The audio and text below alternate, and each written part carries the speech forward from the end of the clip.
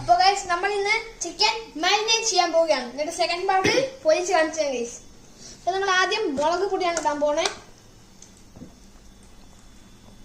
മുളക് പൊടി മുളക് പൊടി.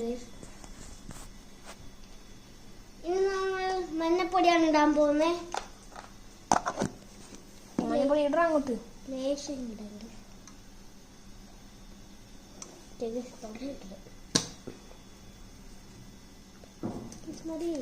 അപ്പൊ നേരത്തെ നമ്മൾ പെരിഞ്ചീരക പൊടിയാണ് ഇടാൻ പോണേ.